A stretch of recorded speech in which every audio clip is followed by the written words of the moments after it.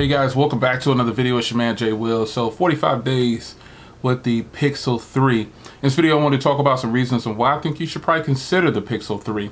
Now obviously I have the smaller version, which I really enjoy. Did not want the Pixel XL3. Nothing wrong with the Pixel XL3. I just wanted the small pixels. I kind of favor the smaller pixels when it comes to the Pixel devices.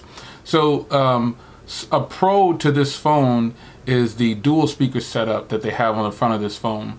You will not find very many phones out there in this size and compact like this with the sound that comes from these speakers.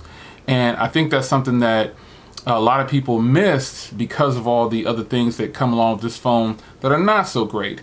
But this is definitely a reason why you should consider this phone over some other phones if you're looking for a stock Android device. The speakers are absolutely awesome.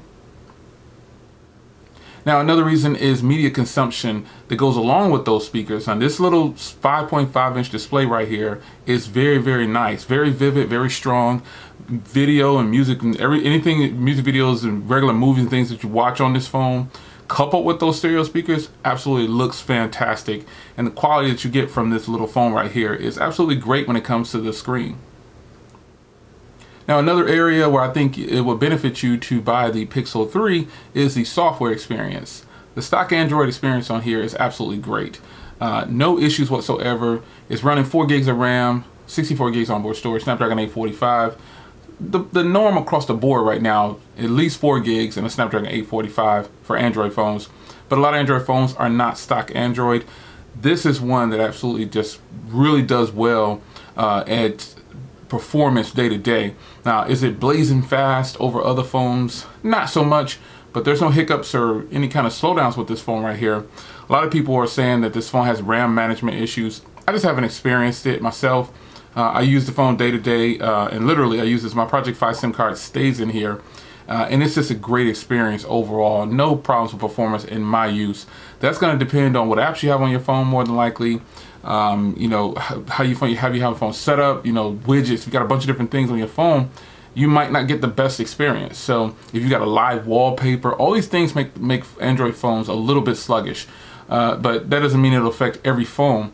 But I don't use a live wallpaper, and I just use a regular wallpaper, and I just keep these same icons on here and no widgets or anything, just that default one from the launcher, and that's it. So performance for me has actually been great. Now, another area where I think this phone shines well above several other phones is the cameras. Now, this has been noted by me, tons of other YouTubers. It's just been noted all around that the cameras on this thing take great still footage photos. Portrait mode is, like, to me, the best part of this phone.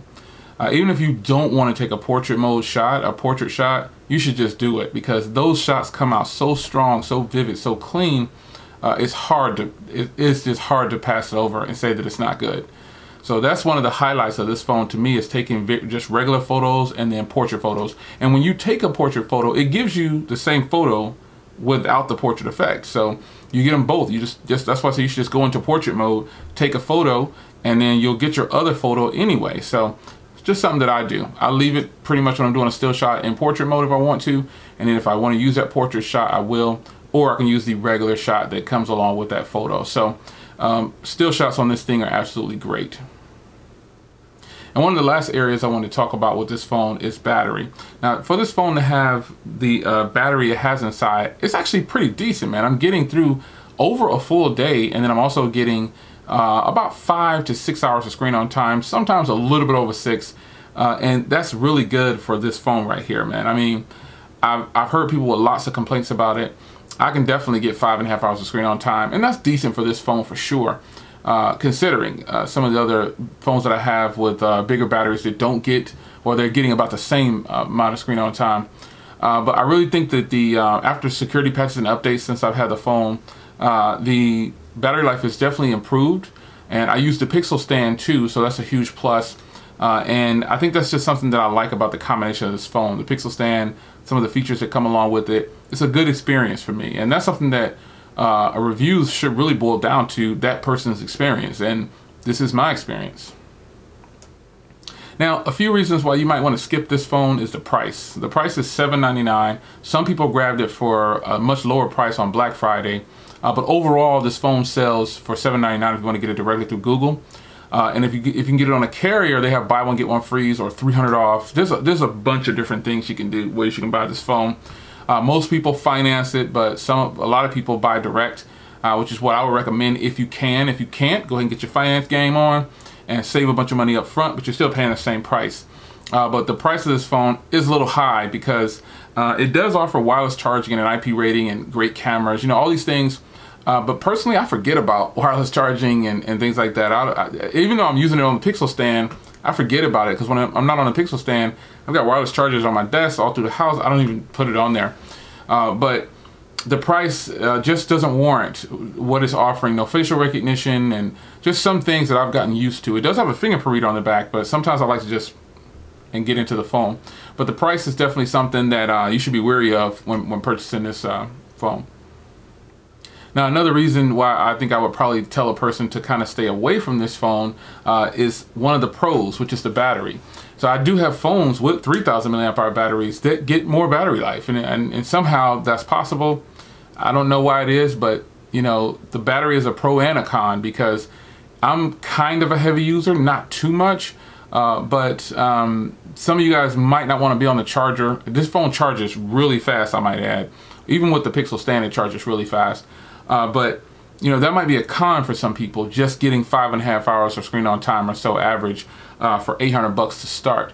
That definitely is a con for a lot of people. So if you want 7-8 hours of screen on time, you need to look somewhere else, because I don't personally think you'll get it based on my uses of almost 2 months now. I don't think it's going to happen.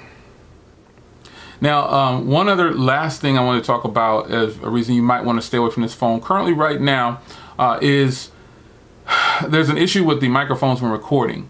And it's not that this doesn't work, it just doesn't sound as good as, you know, some other phones that don't have issues. You know, that's kind of what it is. Some phones don't have issues and they cost less. And so this phone right now has an issue with the software where you were doing recordings. The audio is really tinny and it just doesn't sound like, it's no tone to it. It's kind of strange, but hopefully Google will send a fix to that, and that'll be it, you know what I'm saying? So those are a few things that I like about the phone, and reasons to recommend it, and a few reasons why you probably should not go with it. But all in all, you make your own choice. I think the pros definitely outweigh the cons for me. This phone is awesome. And one area that I did not cover, but I've covered multiple times, is the feel in hand of the small Pixel. I think the Pixel 3, the smaller version, is just top notch when it comes to feel in hand. You just need one hand to navigate around this phone, and that is awesome, man. User experience is fantastic for me. So it's your man Jay Will, pointing out a few things, good and bad, pros and cons. What do you think, man? What are some of your pros and cons for the Pixel 3 if you have it? If you don't have it, well, what can I tell you? You really can't say much. But anyway, if you have this phone or the Pixel 3 XL, what are some of your pros and cons that you've learned over the time of using it in your experience? It's your man Jay Will. I'll see you guys in the next video. Take care.